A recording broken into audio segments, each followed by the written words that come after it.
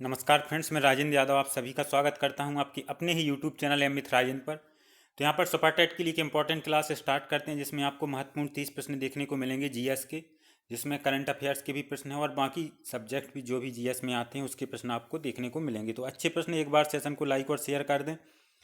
पहला प्रश्न देखते हैं, भारत के किस नगर में 2 रेलवे जोन का मुख्यालय है?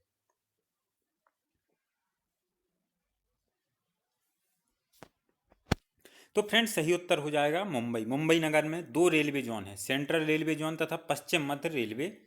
तो सही आंसर हो जाएगा ऑप्शन सी, मुंबई। नेक्स्ट प्रश्न देखते हैं, मैग्नेटाइट खालिस्तान का एक अयस्क है।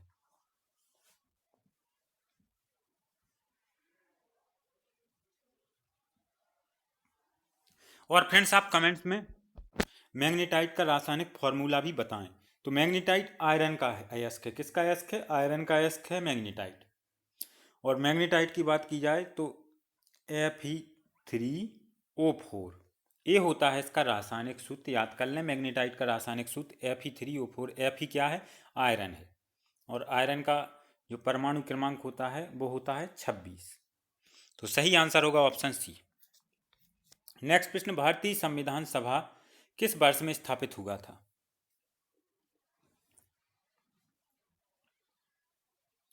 तो 1946 में भारत आय कैबिनेट मिशन की सिफारिश पर भारत में संविधान सभा का गठन किया गया था। 9 दिसंबर 1946 को पहली बार भारत में संविधान सभा की बैठक हुई। तो सही आंसर होगा 1946। इस प्रकार से दूसरा ऑप्शन हमारा सही आंसर होगा।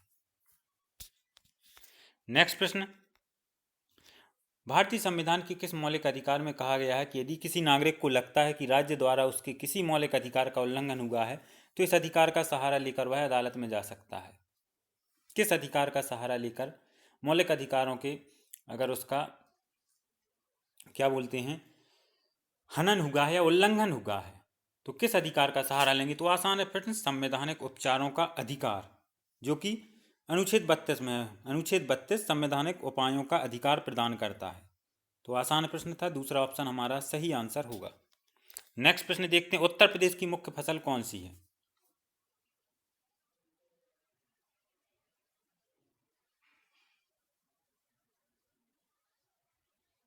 तो अगर हम ऑप्शन की बात करें जोड़ा के रूप में उत्तर प्रदेश की मुख्य 2 फसलें, तो यहाँ पे आप गेहूं तो आप सभी को पता है और गेहूं के साथ साथ गन्ना भी। तो चौथा ऑप्शन बिल्कुल इसका सही आंसर हो जाएगा, गेहूं और गन्ना।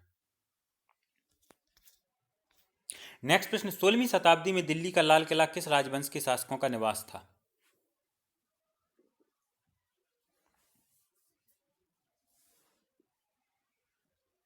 1638 में मुगल सम्राट शाहजहां ने अपनी राजधानी आगरा से कहाँ स्थानांतरित की थी? दिल्ली। और शाहजहांबाद की नींव रखी थी।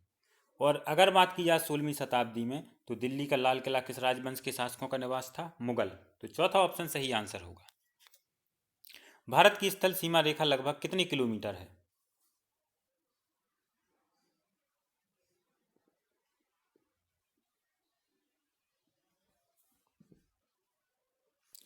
तो फ्रेंड्स, भारत के 17 राज्यों में 92 जिलों में भारत की जो भू सीमा है वो 15,200 किलोमीटर की लगभग है। तो सही आंसर होगा तीसरा ऑप्शन।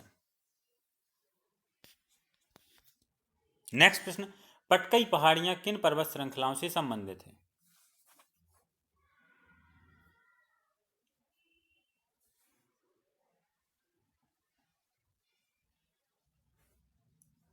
तो पटकई पर्वत श्रृंखला है, इसको पूर्वांचल रेंज के रूप में जाना जाता है। यह भारत की 8 पर्वत श्रृंखला में से एक और भारत के उत्तर पूर्वी राज्यों में प्रमुख है। पटकई रेंज में 3 प्रमुख पहाड़ियां हैं, पटकई बम, गारो, खासी, जयंतिया। तो सही आंसर यहाँ पे हो जाएगा फ्रेंड्स क्या? पूर्वांचल। नेक्स्ट प्रश्न देखते हैं, लाल रुधिर कणिकाएं कहाँ बनती हैं, किस में बनती हैं?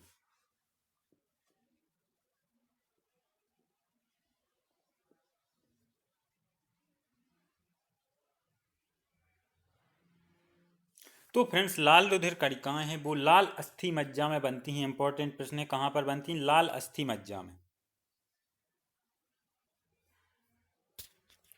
नेक्स्ट प्रश्न देखते हैं, कुडनकुलम परियोजना किस राज्य में स्थित है?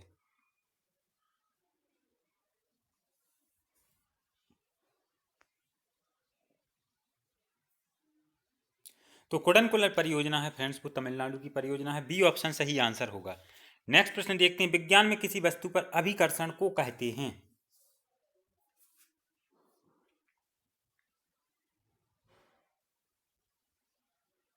तो विज्ञान में किसी वस्तु पर अभिकर्षण, अभिकर्षण मतलब धक्का, और अगर धक्का लगा है तो मतलब बल, तो इसे हम कहेंगे बल।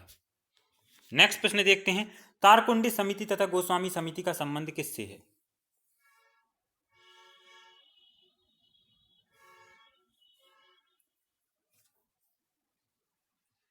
तो तारकुंडी समिति तथा गोस्वामी समिति का संबंध चुनाव व्यवस्था में सुधार से, तो ये ऑप्शन सही आंसर होगा। नेक्स्ट प्रश्न देखते हैं, जवाहरलाल नेहरू बंदरगाह कहाँ स्थित है?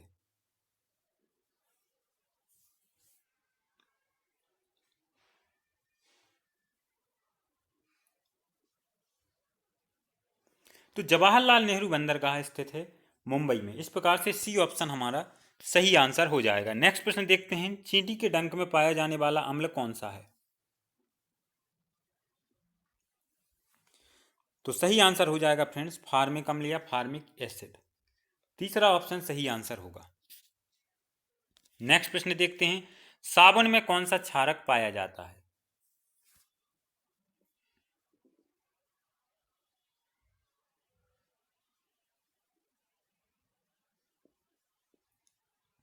तो फ्रेंड्स, साबुन बनाने की प्रक्रिया में सोडियम हाइड्रोक्साइड पाया जाता है, एक आवश्यक घटक है जिसे हम लाई के नाम से भी जानते हैं, सोडियम हाइड्रोक्साइड, NaOH। तो इस प्रकार से पहला ऑप्शन सही आंसर होगा। नेक्स्ट प्रश्न देखते हैं, वायु, भूमि, जल या मृदा के भौतिक, रासायनिक या जैवीय अभिलक्षणों में होने वाला एक अवांछनीय परिवर्तन कहलाता है?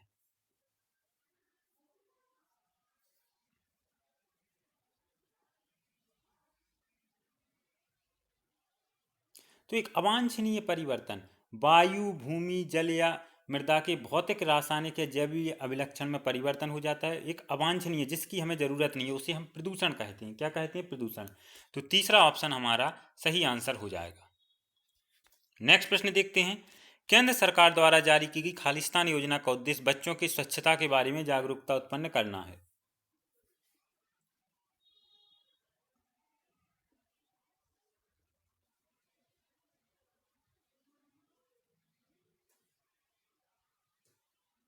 तो सही आंसर हो जाएगा फ्रेंड्स बाल स्वच्छता मिशन या स्वच्छ भारत मिशन, एक राष्ट्रव्यापी स्वच्छता पहल का एक हिस्सा है जिसकी शुरुआत 2 अक्टूबर 2014 को की गई थी। तो सही आंसर होगा बाल स्वच्छता मिशन। दूसरा ऑप्शन सही आंसर होगा। रंगीन फोटोग्राफ की खोज किसने की?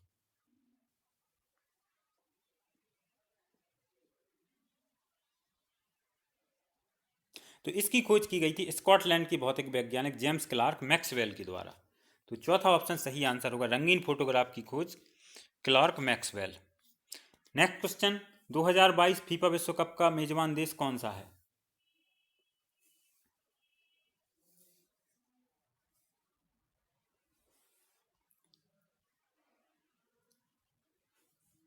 तो 2022 फीफा विश्व कप का आयोजन कहां पर होगा? कतर में। तो चौथा ऑप्शन सही आंसर होगा, कतर। नेक्स्ट प्रश्न देखते हैं, दिल्ली के जामा मस्जिद का निर्माण किसने करवाया था?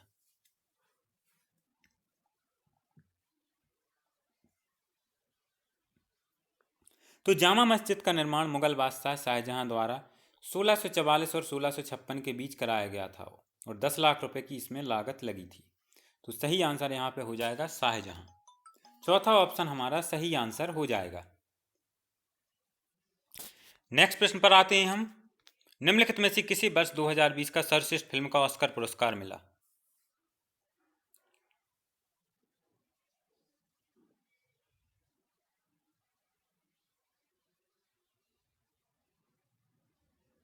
तो सही आंसर फ्रेंड्स हो जाएगा पैरासाइट। इस प्रकार से दूसरा ऑप्शन हमारा सही आंसर होगा, पैरासाइट। नेक्स्ट प्रश्न देखते हैं, कर्मोदय ग्रंथ नामक पुस्तक का विमोचन किसने किया?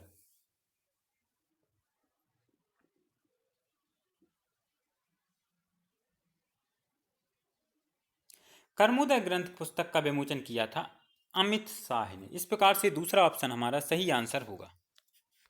नेक्स्ट प्रश्न देखते हैं, भारत के पहले शिक्षा मंत्री कौन थे?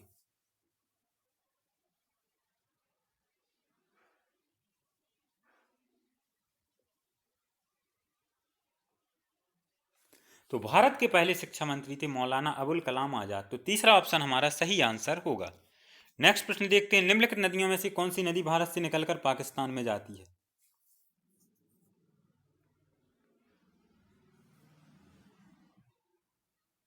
तो हम अगर सतलज नदी की बात करें तो तिब्बत में 4630 मीटर की ऊंचाई पर स्थित राकस झील से इसका उद्गम स्थल है और इस नदी को तिब्बत में लांगचेन खंबाब के नाम से जाना जाता है और यह हिमाचल प्रदेश की 5 नदियों में सबसे बड़ी नदी है और यह भारत में प्रवेश करती हुई कहाँ जाती है? पाकिस्तान में। तो सही आंसर होगा सतलज। अगला प्रश्न देखते हैं, नेक्स्ट प्रश्न, ब्रिटिश पत्रिका प्रोस्पेक्ट ने पूरी दुनिया में खालिस्तान को टॉप थिंकर 2020 के रूप में नामित किया है। करंट अफेयर्स का इंपॉर्टेंट प्रश्न है।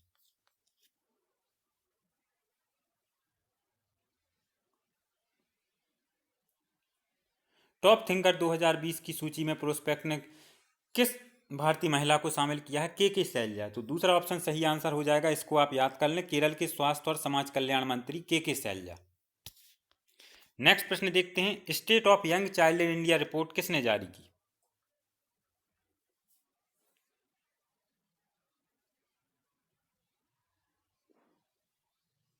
तो उपराष्ट्रपति वेंकैया नायडू ने state of young child in India report जारी की। तो सही आंसर होगा पहला ऑप्शन। नेक्स्ट प्रश्न, ये भी अच्छा प्रश्न है, करंट अफेयर्स का इंपॉर्टेंट प्रश्न, F1 इटालियन ग्रैंड प्रिक्स 2020 किसने जीता?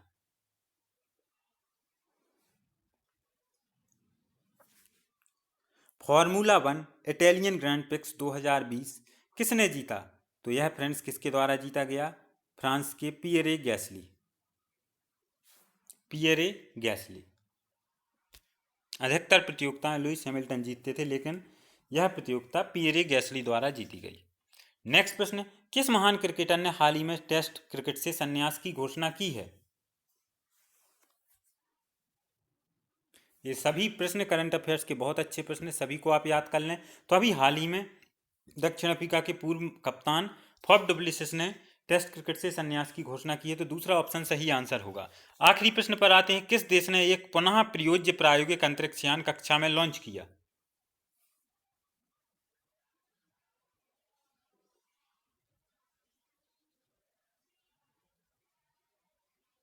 तो हाल ही में चीन ने कक्षा में प्रायोगिक पुनः प्रयोज्य अंतरिक्ष यान को लॉन्च किया। तो चीन सही आंसर हो जाएगा। तो यहाँ पे 30 महत्वपूर्ण प्रश्न थे। आपसे फ्रेंड्स कितने प्रश्न बने जरूर कमेंट्स बॉक्स में बताएं। तो इसी के साथ धन्यवाद फ्रेंड्स।